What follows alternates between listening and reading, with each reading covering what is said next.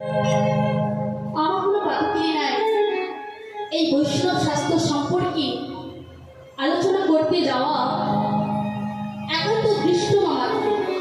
কেন না, এই বৈষ্ণব শাস্ত্র হলো পগার সমুদ্র, আর এই পগার সমুদ্রববে লীলার্পে রত্ন কোথায় কিভাবে লুকানো আছে, তো আমার মতন অনুপযুক্ত ডুবুরির পক্ষে অনুসন্ধান করব তত্ত্বভেদ করা সম্ভব নয়। তত্রাজ বলিব পাবন বহু সুন্দরে রেখে পায় আমার পিতামাতার আশীর্বাদে, আমার গুরু মহারাজের অনুপ্রেরণায়, আর আপনাদের মতন সাধু গুরু বৈষ্ণবের কৃপাতে হয়তো বলতে সক্ষম হব। শুধুমাত্র একটা কারণে, কারণটা কি জিজ্ঞেস করবে না? একটা কারণেই শুধু পারবো। কি কারণ না, আপনাদের যদি পদধূলি আজ আমার মস্তকে দেন, তবে হয়তো এই অবলা বদল থেকে কিছু কৃষ্ণ কথা, কিছু গৌর কথা উদিত হবে। তাই মাগো, আপনারা হলেন সাধু গুরু বৈষ্ণব, আপনারা হলেন পরম প্রাণী। তা মাগো, আজ আমি কৃপা করুন, আশীর্বাদ করুন, করুণা করুন, যেন আমার এই অবলা বদল থেকে কৃষ্ণ কথা, গৌর কথা উদিত হয়। তারপর প্রণাম জানাই মঠে রাধা কৃষ্ণ আছে, সেই রাধা কৃষ্ণের চরণে জানে শত সহস্র কোটি কোটি দণ্ডবোধ প্রণাম। প্রণাম জানাই আজকে এত সুন্দর মহতি পরিবাসন সাজিয়েছে মঠের বাবাজিরা, সেই প্রভুপাদ চরণে আমার মতন জ্ঞানহীন ভক্তিহীন সাধকহীন এই অমৃতা রাশি রৌদ্র শত সহস্র কোটি কোটি দণ্ডবোধ প্রণাম। হৃদয় গৌর হরি হরি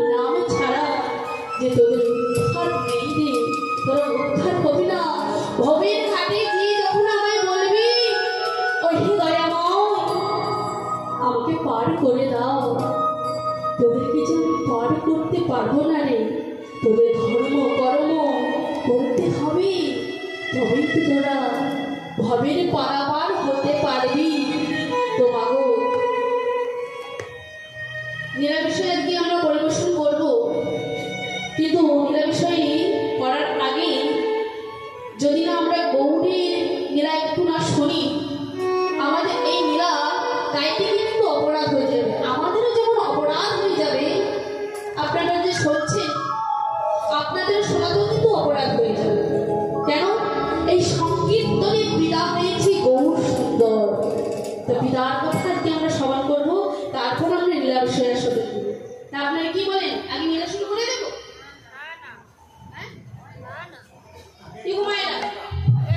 আগে গৌরচন্দ্রকে গাই। কেন আমাকে ওখানে বলেছিল তুমি তাড়াতাড়ি করে লীলাটা গেয়ে দেবে। আমি এসেছি যখন লীলা গাইবো, এসেছি এখানে আমি লীলা গেয়েই কিন্তু বাড়ি যাবো।